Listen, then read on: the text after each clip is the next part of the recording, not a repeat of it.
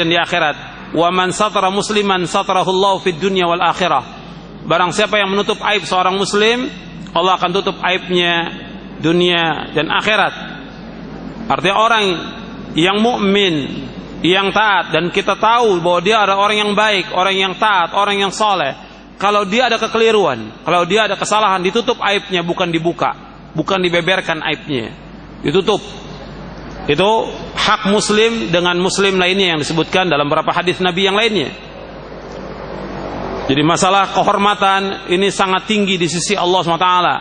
Maka tidak boleh kita merobek kehormatan seorang mukmin, tidak boleh merobek kehormatan seorang mukminah. Kita harus jaga dan harus tutup.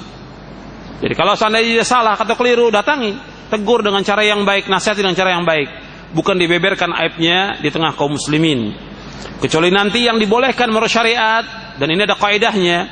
Kalau dia sebagai tokoh ahlul bid'ah yang dia membawa umat kepada kesesatan, boleh kita sebut namanya. Sebagaimana para ulama ahli hadis menyebutkan tentang rawi-rawi hadis, tentang kekeliruan mereka untuk menjaga sunnah Nabi sallallahu alaihi wasallam. Dan itu ada kaidah-kaidah yang disebutkan oleh para ulama. Kemudian yang keempat dalam hadis ini, wallahu fi aunil abdi ma kana al-abdu fi auni akhi. Faedah yang keempat dari hadis ini, dan Allah akan senantiasa menolong hambanya selama hamba itu menolong saudaranya. Makanya harus kita ingat, seorang mukmin dengan mukmin lainnya, seorang muslim dengan muslim lainnya harus saling tolong menolong dalam perbuatan baik. Sebagaimana Allah berfirman, wa ta'awanu 'alal birri wat taqwa wa la ta'awanu 'alal itsmi wal 'udwan. Hendaklah kalian saling tolong menolong dalam perbuatan baik dan takwa, dan jangan kalian saling tolong menolong dalam perbuatan dosa dan maksiat. Perbuatan dosa dan permusuhan jangan. Jadi jangan tolong menolong dalam perbuatan dosa dan permusuhan, tapi kita disuruh tolong menolong perbuatan baik dan takwa. Jadi kalau kita menolong seorang mukmin, seorang muslim, seorang muslimah, maka Allah akan menolong hamba itu. Jadi kita di mana saja seorang muslim berusaha untuk menolong muslim lainnya, dan senantiasa Allah akan menolong kita. Kemudian yang kelima, wa man salaka tariqan yaltamisu fihi ilman sahalallahu lahu bihi tariqan al jannah. Dan barang siapa yang berjalan untuk menuntut ilmu, barang siapa yang meniti jalan, menempuh jalan untuk menuntut ilmu, sahalallahu lahu bihi tariqan al jannah, maka Allah akan mudahkan jalannya ke surga. Hadis ini yang menjadi syahid dalam pembahasan kita pada hari ini, yaitu orang yang menuntut ilmu, Allah akan mudahkan jalannya ke surga. Dan kita selalu menuntut ilmu dan senantiasa menuntut ilmu karena kita ingin masuk surga. Jadi kalau orang bertanya, kenapa kita selalu menuntut ilmu?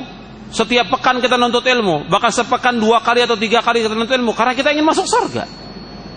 Dan kita bisa tahu tentang Islam, tentang ajaran Islam, cara beragamanya para sahabat ridwan wajmain dengan kita menuntut ilmu.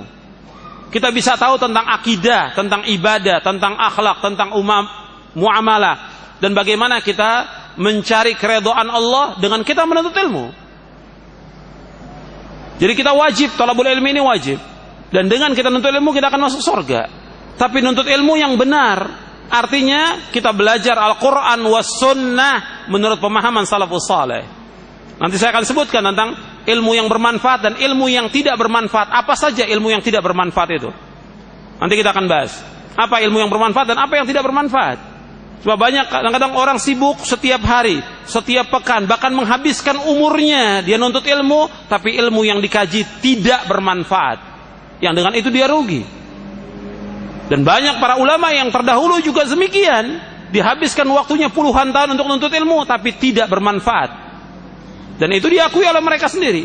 Nanti saya akan sebutkan bagaimana pengakuan mereka yang mereka di akhir hayatnya taubat. Karena apa? Habis umurnya untuk nuntut ilmu yang tidak bermanfaat.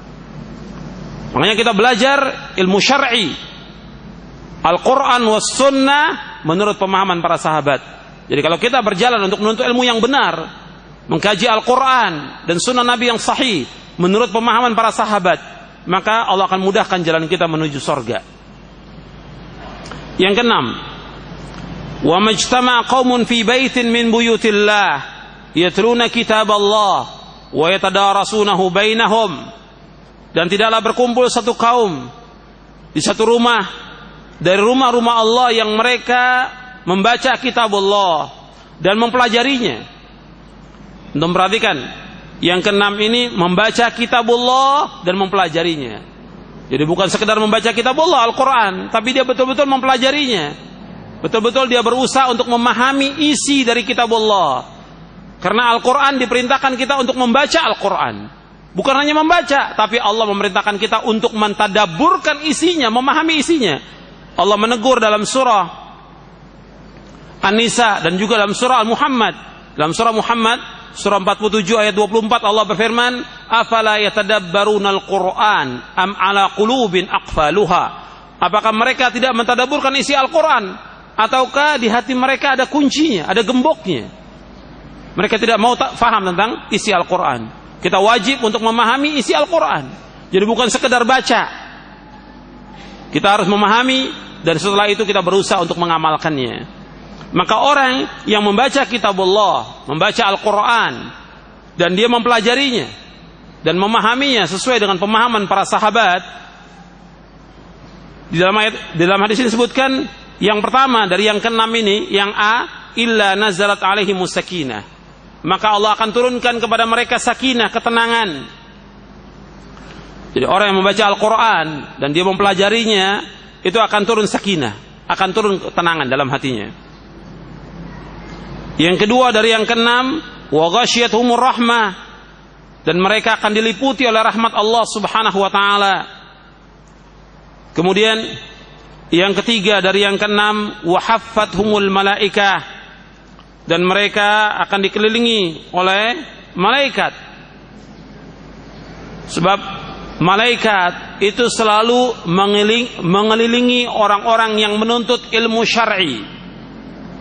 Malaikat mengepakkan sayapnya ridha kepada orang-orang yang menuntut ilmu syar'i. Malaikat memuliakan orang-orang yang menuntut ilmu syar'i. Malaikat menghormati orang-orang yang menuntut ilmu syar'i. Sebagaimana dijelaskan dalam hadis Nabi yang sahih, dan dijelaskan juga oleh Imam Ibnul Qayyim Al-Jauziyah dalam kitabnya Miftah Daris Sa'adah. Kemudian yang keempat, wa dzakarahumullah fi man indah. Yang keempat dari yang keenam, dari poin yang keenam, yang keempat, atau bisa ditulis A, B, C, D. Yang keenam ini, wa dzakarahumullah fi man indah, maka Allah Subhanahu wa taala akan menyanjung mereka di tengah para malaikat yang berada di sisinya. Jadi orang-orang yang menuntut ilmu ini, maka Allah akan sebutkan mereka di hadapan para malaikat, menunjukkan tentang kemuliaan orang-orang yang menuntut ilmu syar'i. Kemudian fawaid yang ketujuh. Fawaid yang ketujuh dari hadis ini, wa man batta'a bihi 'amaluh lam yusri' bihi nasabuh. Barang siapa yang lambat amalnya, tidak dapat dikejar dengan nasabnya. Jadi orang yang lambat dalam dia beramal tidak dapat dikejar oleh nasabnya, meskipun nasabnya mulia. Dia mengatakan keturunan Nabi, atau keturunan Ahlul Bait, atau keturunan Ningrat, atau yang lainnya. Kalau amalnya dia sedikit, nggak bisa dikejar oleh nasabnya. Sebab nanti hitungan di hari kiamat tergantung daripada amalnya.